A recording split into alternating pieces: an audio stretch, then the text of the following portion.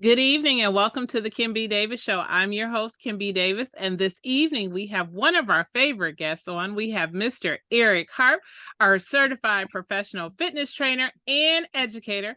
And tonight he's going to talk to us about the importance of fitness to brain health. But we're going to catch up on current events first. Good evening, Mr. Harp. How are you? I'm doing well. Thank you so much for having me, Mrs. Davis. It's always wonderful to be with you. It's been a while since we've been on together. I've had a lot of stuff going on this summer. That's true. And there's been a lot in the news. So we can start with weather. Wildfires in Canada, hurricanes in California, and fires in Maui. What a tragic situation. You want to start us off and get us caught up on what's going on? Well, nature. Yes. Nature. Yes. You know, a lot of people want to blame climate change. And I believe that climate change has a lot to do with it. We are definitely seeing unprecedented weather events. Mm-hmm. Depending on your religious beliefs, these are the times we are going to see those unprecedented weather events. But specifically the wildfires in Canada, the wildfires in Northern California, especially the recent wildfires as we just went through in Hawaii. Yes. Burned up an entire island almost. Exactly. And I mean, there's definitely something that needs to be said about the climate. We have a tropical storm that just recently hit Mexico and Southern California, backed up just a day later by another one that went through the Gulf in Texas, and is bringing floods, rains, 60-mile-an-hour winds, and this is just the beginning of the season, right? And so we have no idea what we're in store for, but it was definitely an experience to have read, and especially for those who have went through it, a tropical storm as well as an earthquake. Yes. And times are getting hard. And weather is definitely getting. We need to be prepared. We do. All of those emergency kits need to be filled. All of those papers need to be signed. All of those relationships need to be mended. You never know what's going to happen. This is very true. Thank you for that. Now moving on, because again, we had so much. And I'm trying not to laugh, but every time I talk about Montgomery, Alabama, I can't help but to chuckle just a little bit. I feel like I want to toss my head up in the air with the bat signal.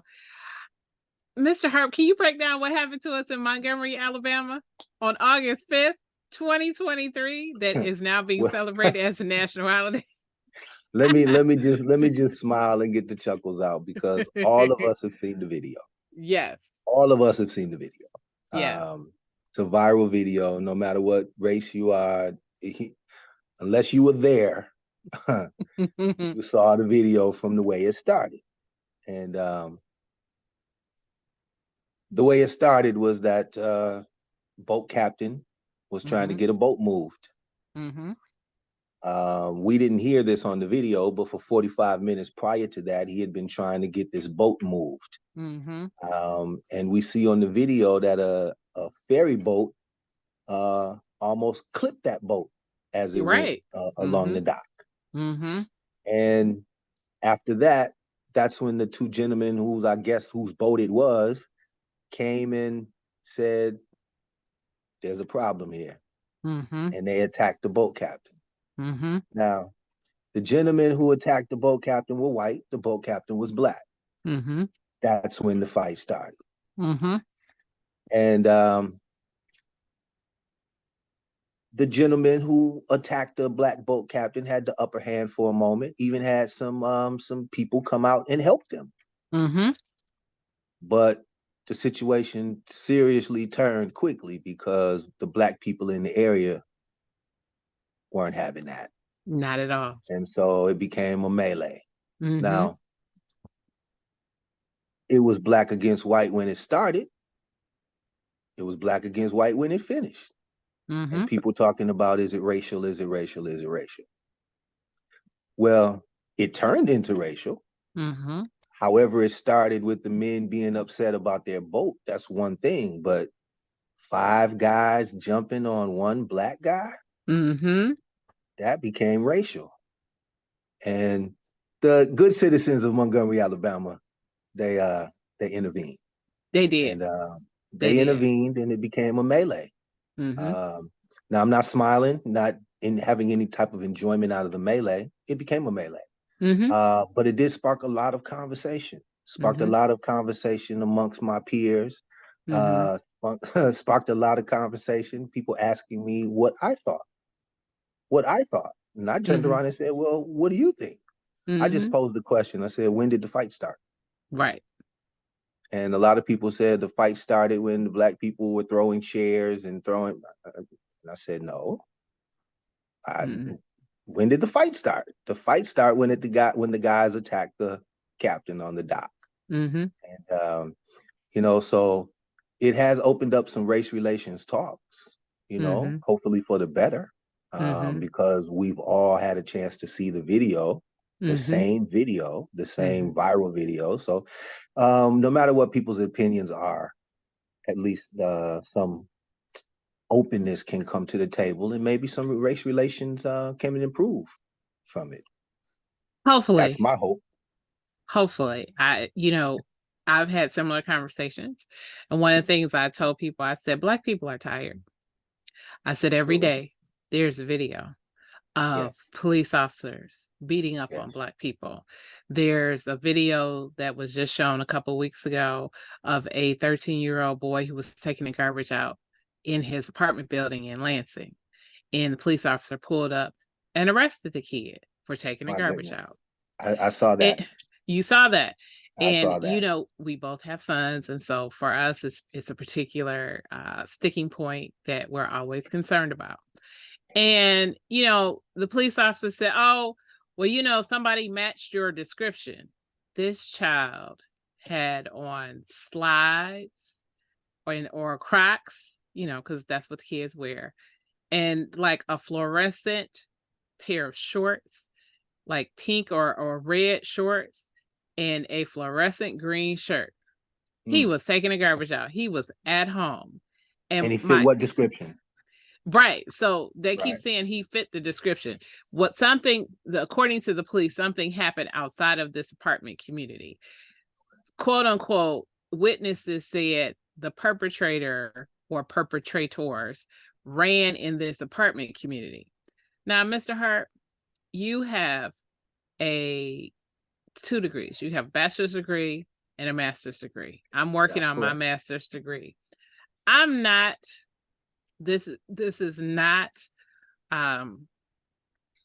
demeaning to police officers. My question is, at what point as a police officer do you use common sense?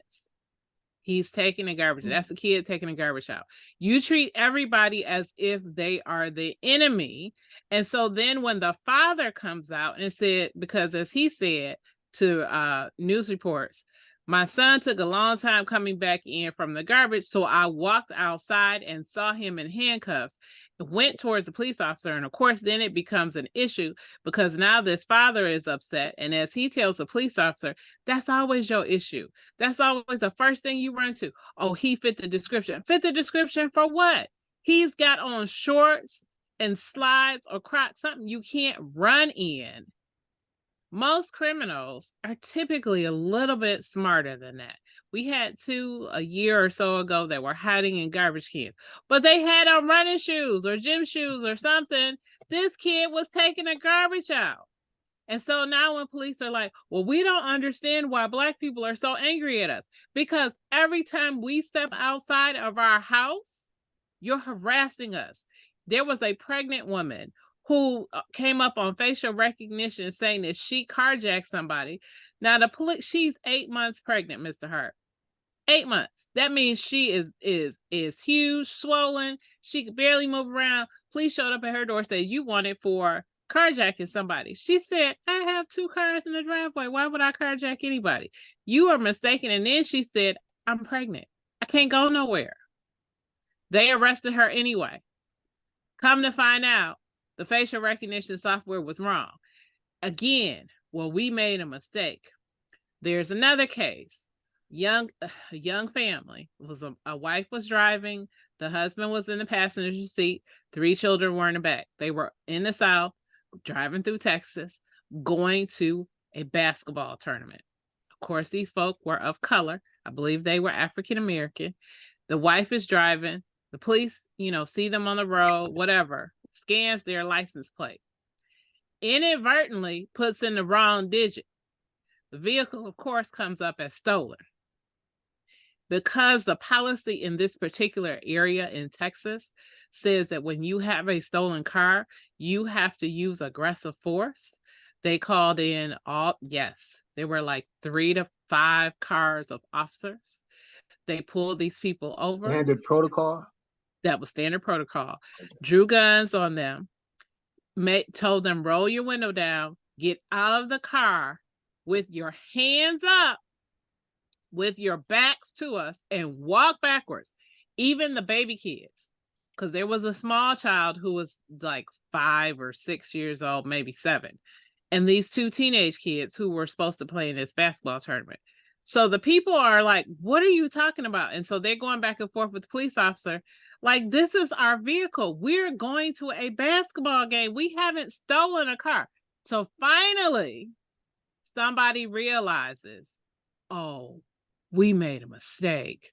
We put in the wrong number. Meanwhile, children are crying. The father is on video. He walks away and has a visible reaction. And he turns and tells them, you could have killed us. We just went through with George Floyd. We went through with Philando Castillo. We still have Ahmaud Arbery, Breonna Taylor, all these people that we keep having this. The list is endless. It's endless. But police keep saying, well, we don't understand. I said, we wouldn't call you if we needed you. We would handle it ourselves or run and hope that we can get away from it. Go ahead, Mr. Harp. There's no need to cut you off. It's very true.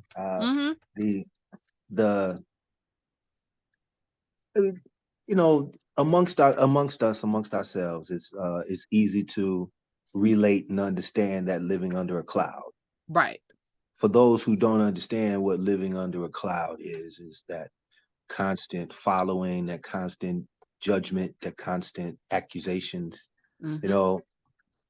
We know that in general, you are supposed to be innocent until proven guilty, but we find ourselves having to prove our innocence. Yes. And we find ourselves having to disprove the negativity, the myths, and and try to overcome. Now, for those who do, it's great. Many people do receive their accolades and recognition, and progress throughout our society, throughout our communities, and it's a beautiful thing. Right now, what we find as we get into this presidential run and all of these political aspiring, I should say, whatever office that they're running for, attaching themselves to a political party, especially the Republican Party, and the bans, and the bans on education, the bans on books, the bans on abortion. And they're trying to roll back all of these amendments that had been made over the last 100 years. And so more specifically in Florida, there's Governor Ron DeSantis, who's banning books about slavery, but then wants to advocate that teaching for slavery or teaching about slavery has benefits, or teaching slavery has benefits. That though the conditions were hard, that these slaves learned benefits. They learned skills, beneficial skills like carpentry. And cutting grass blacksmithing. and Right. washing dishes Right. and things of that nature. So the way that they're trying to misconstrue that, and then at the same time say that you can't teach on this subject. I mean, it's just another cycle of trying to bring down or heavy that cloud, make that cloud even darker. And again, for those who don't understand what that cloud is, hey, I'm sorry that they don't understand. Right. But for us who do understand living under a cloud, we're always trying to get from under it. Right. Always trying to get from under that cloud. And it's a shame when we have stories that we can't, and when we know that we're stuck, and the police make it no easier. Police make it no easier. And from a police standpoint, I'm sure they're dealing with violent crime all the time, having to deal with the roughest of the rough situations all the time will give you a jaded perspective. But that's a job for that policeman and that police department to make sure that they don't. Exactly. It's not up to the citizens or up to the neighborhoods and the people of that community to do it for them. Right. No, we don't have to start acting a certain way to make the police act a certain way. The police need to act a certain way in the beginning. And as I try to teach my child, as you try to teach your children, as we have to navigate, especially this treacherous age of teenagehood and young adults, as we have to navigate this age with everything else that's going on within the media, social media, nothing has changed as far as kids trying to keep up with the Jones, trying to have the latest trends, set the latest trends, be the newest thing, and get the latest things. Nothing has changed. But in that pursuit, now we have to make sure that our young men and women know how to do it correctly. Absolutely. Absolutely. So continuing on that, book bans, as an author, that is something that is distressing to me. It's interesting that you bring up Florida, because Florida is facing a teacher shortage. They have teachers that are resigning in droves. That's also happening in Texas and other places where book bans have been instituted. Sarah Huckabee Sanders said yesterday that African-American history, the teaching of African-American history is leftist, that we need to get back to teaching American history. But it's funny because, as DeSantis said, and you are so accurately correct, where he said, well, slavery had its benefits. It taught people valuable skills. Okay, if we're going to have that conversation, then let's also talk about how you sold off children, how you raped women, how you made, no matter if people were related or not, you had breeding farms. Let's talk about the brutalization that you did to an entire population of people. We are the only people who were not allowed to read and write and learn about our history. And now that people are waking up and understanding history, here we are again. I'm going to circle back around to Montgomery, because one of the things that I've heard from several people, they said, Kim, you got to remember, that man was in his 60s. He remembered from his childhood. I said, ooh, he probably did. Because if you watch that video, there's a point where, and I always say it, people make gestures and they tell you, and if you know how to read body language, you can tell when people are fed up. And he started doing this. I said, oh, he was fed up then. So I would argue and say that the fight began 45 minutes prior with him verbally abusing him. That was step one. Step two was actually putting hands on someone. But we have these conversations. And, in addition to the book bans, you also have these abortion bans. And so it's interesting to me, because I just read a gut-wrenching story. I believe it was in the Atlantic. There's a 7th grader who just had a baby. Why? She's in a state with an abortion. Yep, she couldn't get an abortion. She was raped in the front of her home. And because, like so many rape victims, she faced shame. She didn't want to tell anybody what had happened. She might be on the spectrum, all those typical things. By the time someone realized that she was pregnant, there was nothing that they could do about it. And so it's interesting because in this article, they said the baby's in the house. Everybody, it's like, okay, there's a baby here. And the little girl is just looking like, what am I supposed to do? I'm supposed to be starting the 7th grade. And it is interesting because I do think that you're going to have a dearth of teachers, a dearth of doctors in different areas.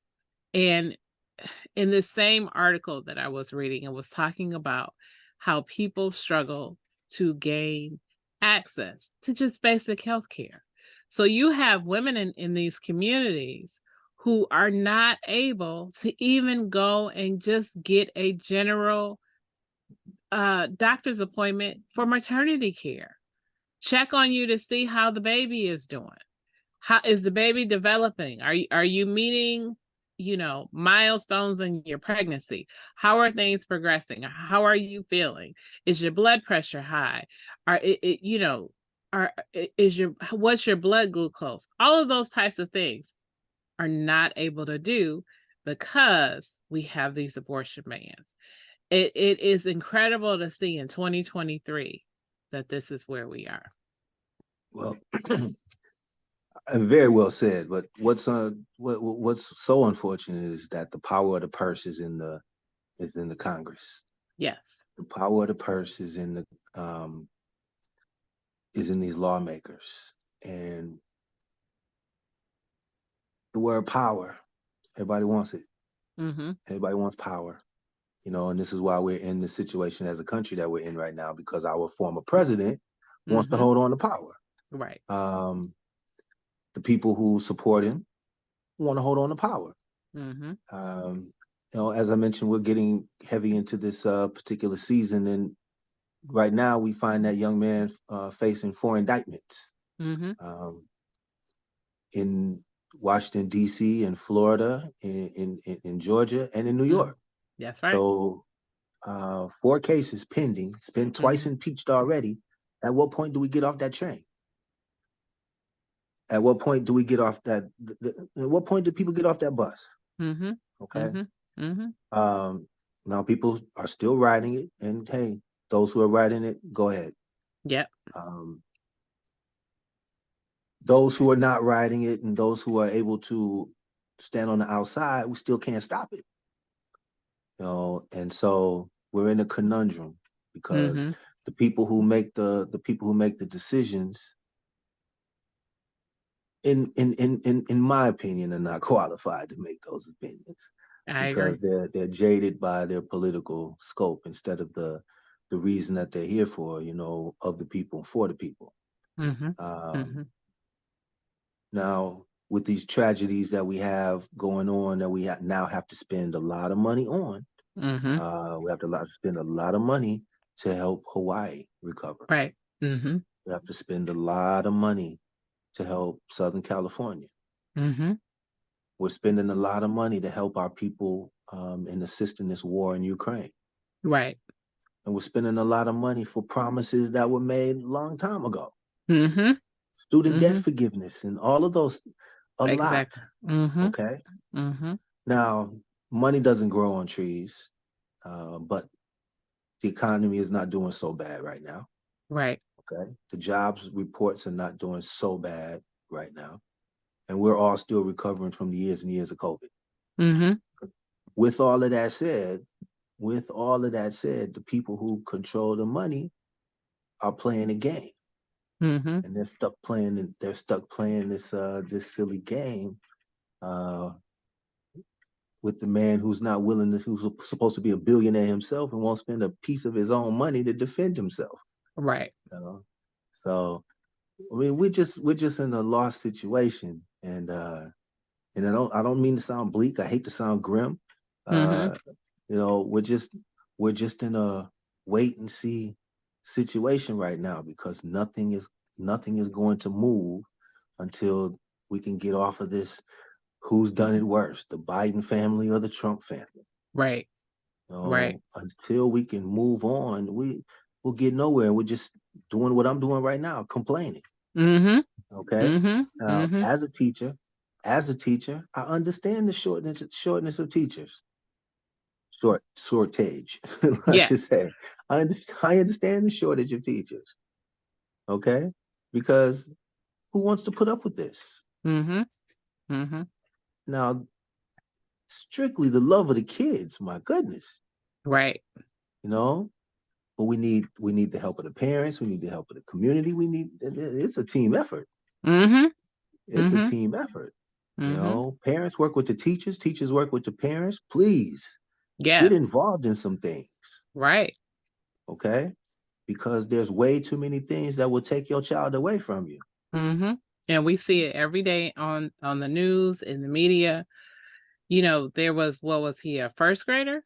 He tried to shoot his teacher, or said he was going to shoot his teacher. And I thought, what are you stressed about in the first grade? Not to say that kids can't have stress, because all kids do. It's just at whatever their development is. But a first grader is so stressed that you are ready to take a gun to shoot somebody. That first grader wasn't stressed. That first grader was instructed. That's a good way to put it, Mr. Harp. It I is. mean, listen, at 6 years old, you can throw a temper tantrum around the house. Right. You know, I don't I just don't see by the age of 6, like hate is taught. Mm-hmm. Hate is taught. Okay. Mm-hmm. Mm-hmm. And you know, at 6 years old, you had to have a crash course in hate, Yep. Yep. I you agree. know, to be able to go and kill someone like that. Mm-hmm. You Mm-hmm. know. Mm-hmm. Now I know we have the video games where the video games desensitize, Mm-hmm. but we talking real gun, real situation with Right. a yoked up 6-year-old. Mm-hmm. Mm-hmm. I work with elementary. I've seen them yoked up. I know you have. And here in Michigan, we're still dealing with the aftermath of Oxford. That Yeah. young man is still on trial. The parents are still trying to get their closure. Their children are gone. They're not coming back. They're trying to get accountability from the district.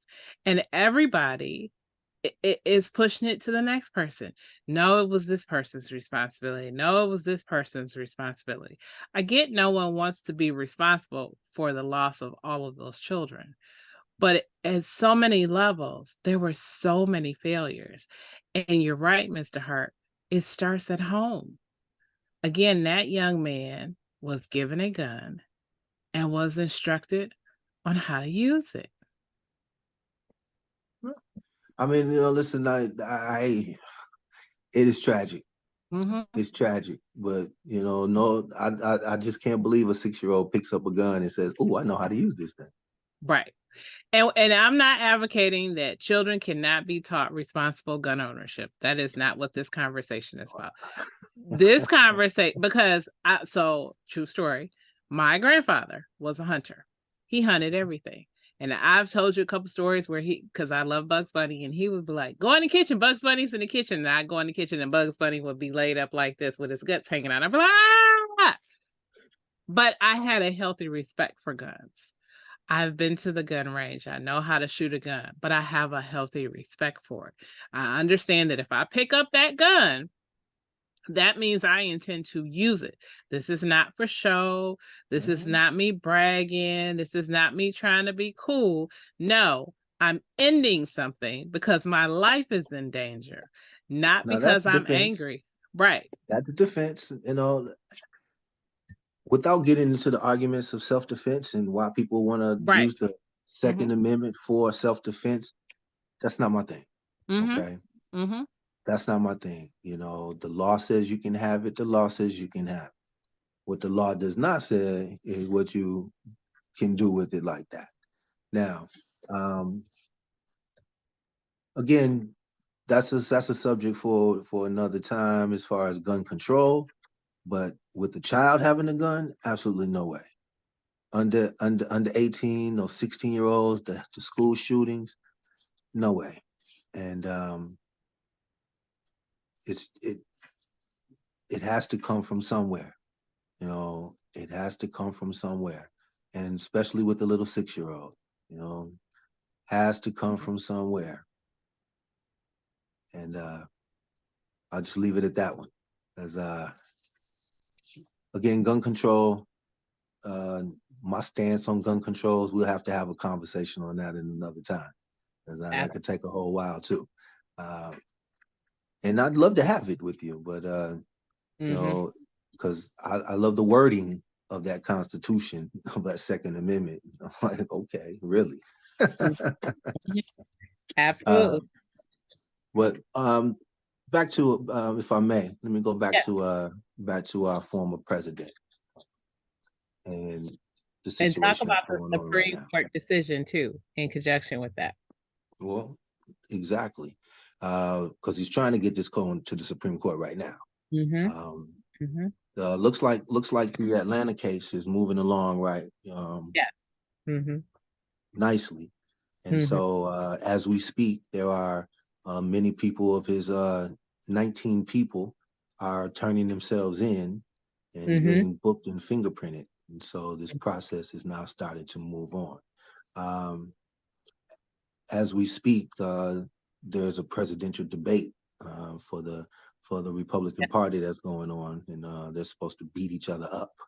Right. And, we'll see who comes out of it, and see how this thing shakes out, because it's going to be a mess over the next few months. It really truly will. So last current event, Supreme Court Justice Clarence Thomas. So, you know, we had this big decision that came down. I know this has been a lot, Mr. Harp. We had this big Supreme Court decision that came down that said that race is not to be used in college admissions. And so elite universities like your Ivy League, your very prestigious universities are all trying to figure out now how to be diverse. And it's interesting because people were celebrating, especially certain populations, and I won't necessarily name them, but it was interesting to see people say, well, now we can be fair. And I always want to tell people, so here's a history lesson.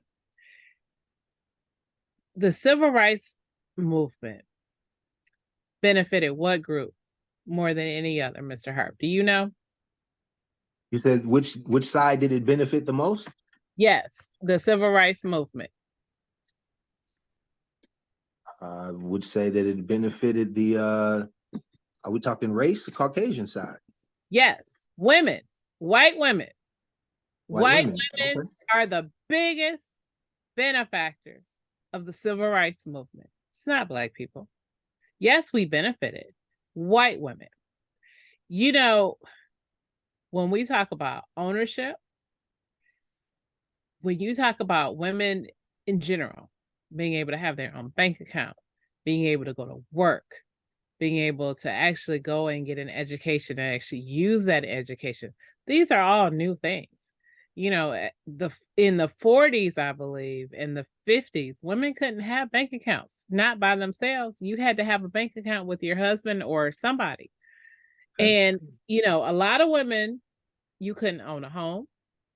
So if you were married and your husband died, as in so many movies, you had to either find another husband or find somebody that was going to take care of you, because you were destitute.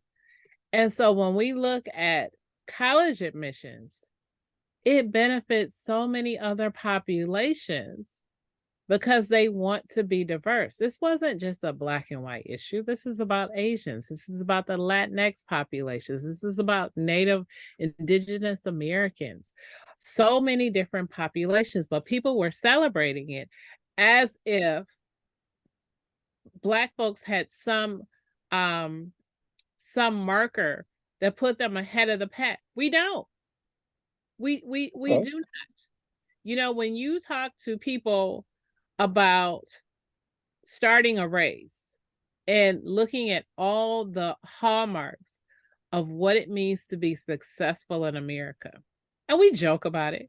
You know, people will say, well, when you're white, you have great credit.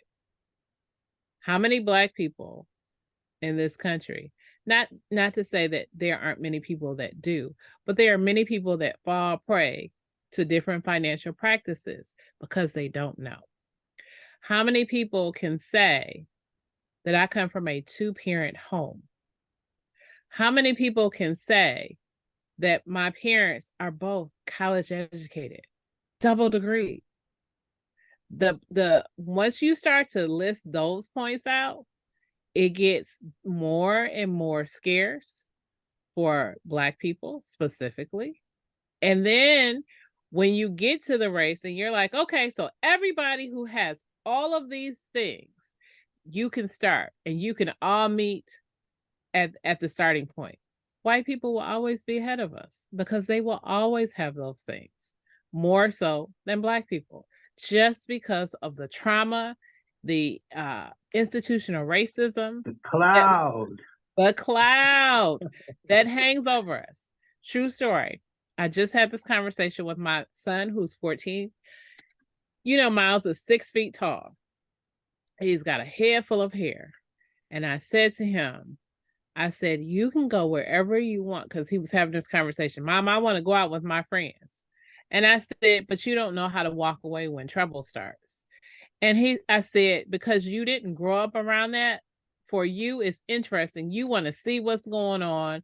You trying to understand. I said, you need to walk away. You need to get to safety and clear the area.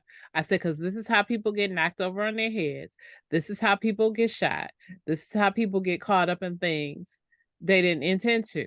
I said, and you telling somebody, my mama is Kimberly Baxter Davis. I said, nobody's going to care. They're going to look at you and go, and who? You? Whatever. We don't care. I told him, I said, you have to survive whatever's happening, and then we can fight and go to court and sue and do all the things that we need to do. I said, but that doesn't happen unless you survive it. I said, but you should never be involved in that anyway. And so again, the cloud is everything. Everything. When you walk into an office, when I walk into an office right now, I have twists in my hair. There is a perspective that people think I'm a certain type of a way until I open my mouth and speak, and then they're like, oh. I say, yeah, don't let the hair fool you. This is just my summer hair. That's all. I've been traveling a lot, didn't feel like doing my hair.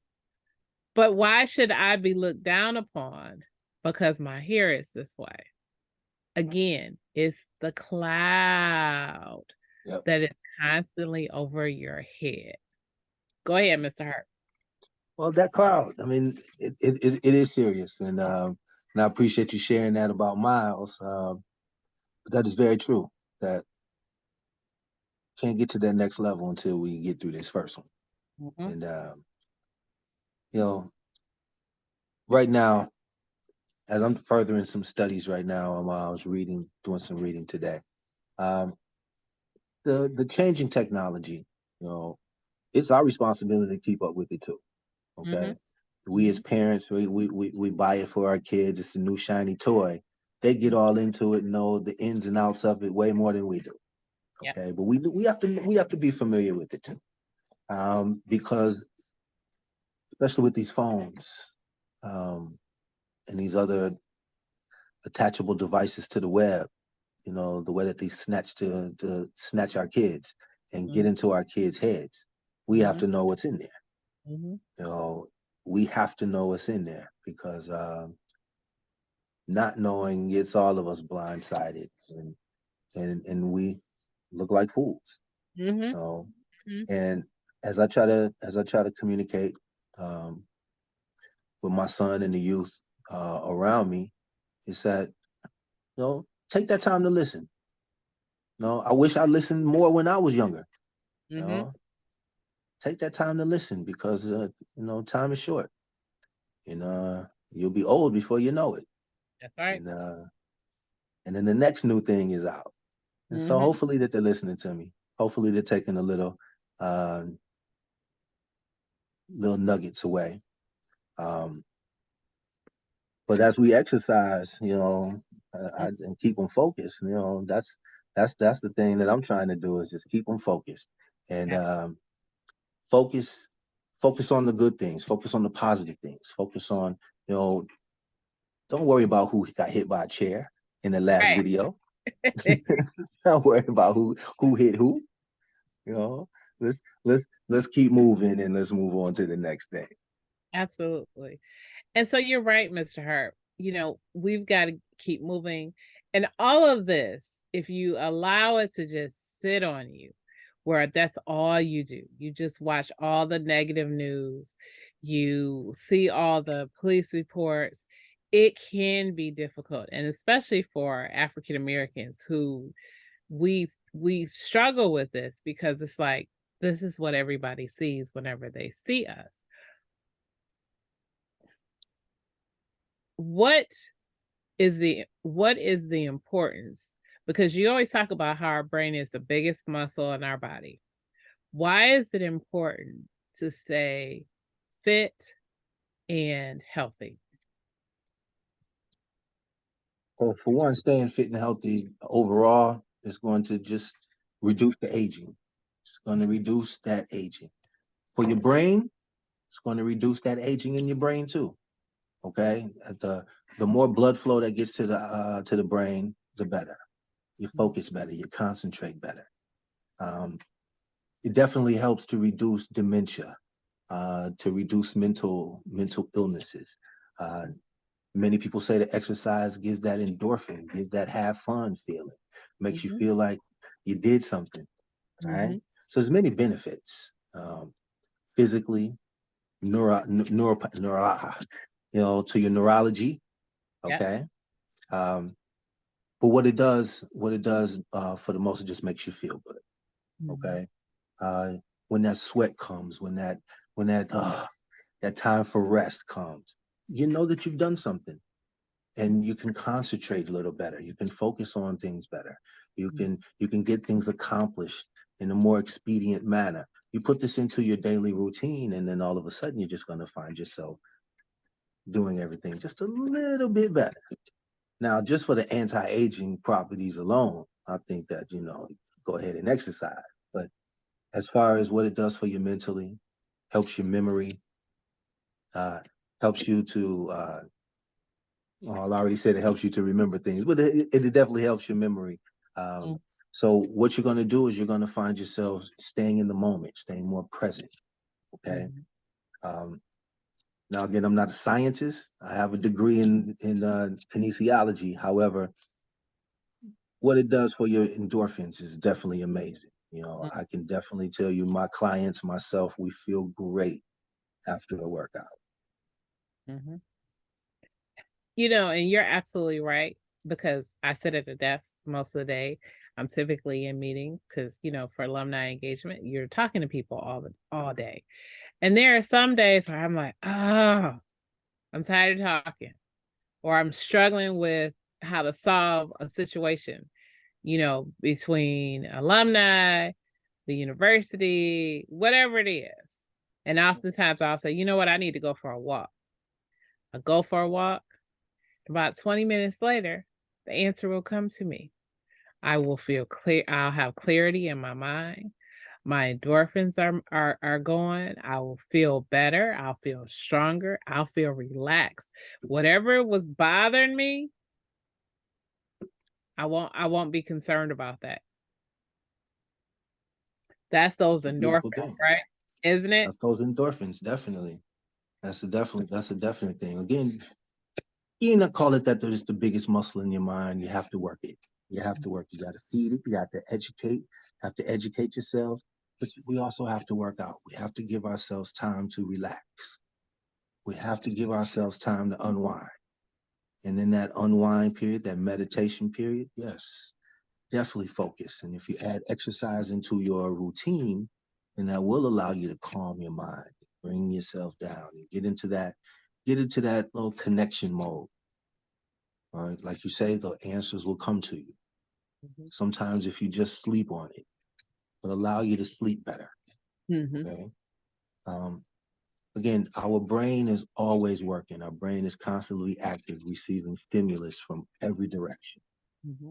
Mm-hmm. And if we can just take a little bit of time out of our busy schedule, that's right, to put a little exercise in, to walk, to move around. You know, for those who like to pump weights, it's a great thing. For those who like to do physical exercise, more classes, great. For those who like to do it a little slower on treadmills and bikes and walking pets, all exercise is good. Just getting out, moving, taking advantage of your space, and doing what your body allows you to do. And the results will be tremendous. Absolutely. Thank you, Mr. Harp. It was great being on air with you again. Before we get out of here, tell us how we can reach you and how we can follow you on social media. All right, I'm still at ericharp9@gmail.com and ESQ360 on all your social platforms. Thank you. Thank you, Mr. Harp, for being on the Kim B. Davis Show. We hope to see you again next month. We know you'll have another fascinating topic to talk about in regards to fitness and health. And we also know the current events will still be going because this the charges, the 4 states that are charging our former president, yeah, that's not going away anytime soon. So we'll be talking about that next month. Hey, I'll see you next time. Thanks a lot for having me. Thank you. Thank you guys for tuning into the Kim B. Davis Show. You know, you can find me everywhere on social media, Facebook, Instagram, Snapchat, TikTok, LinkedIn, everywhere. You can see me. You can see this show on youtube.com/Kimberly Bachelor Davis. You can find out more information about me at kimbdavis.com. And again, thank you for tuning in. I hope you'll join us on our next episode. And as always, remember, be magnificent.